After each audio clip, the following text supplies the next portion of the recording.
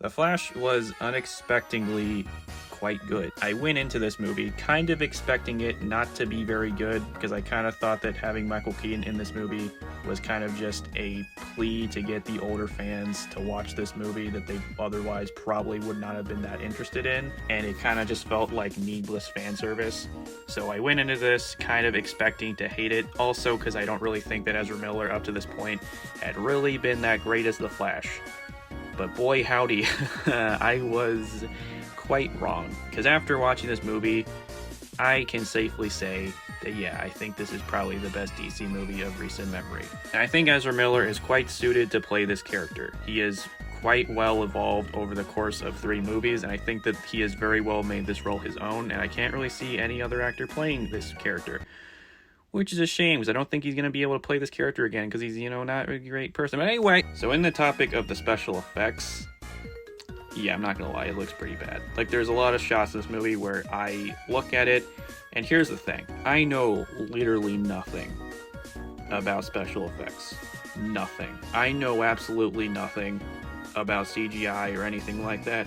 And I'm looking at this, and I'm like, this looks like this was done in like 2004 for some of this stuff. I'm not saying that all the CGI in this movie is bad, but there's a lot of bad CG in this movie, and it was sometimes just kind of distracting and straight up just took me out of the movie in certain circumstances. I really like the pacing of this movie, and I thought that afterwards this was definitely a movie that I can come back to time and time again, because I found myself to be very engaged in the story. Even though it was very familiar to Flashpoint, I liked the deviations that they took, and I thought that it served the story very well. So Ezra Miller plays 2 characters in this movie, and that's usually a very difficult thing to do, and I thought that he pulled it off as well as he could, considering the circumstances of playing 2 different characters and how hard that must have been. Now, having Michael Keaton in this movie, although going into it I thought was a little bit unnecessary, I greatly enjoy having him in the movie, not just because I'm a fanboy, but because he greatly enhanced the movie with his performance and presence, as well as he clearly had a ball playing this character again, and I was smiling ear to ear the entire time like a little fanboy, and I loved every single second of it.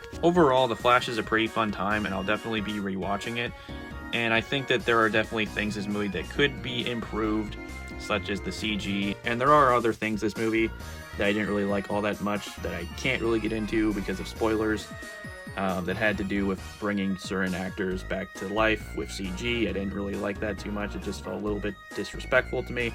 But overall, I really like this movie a lot, so I'm going to give it a B+.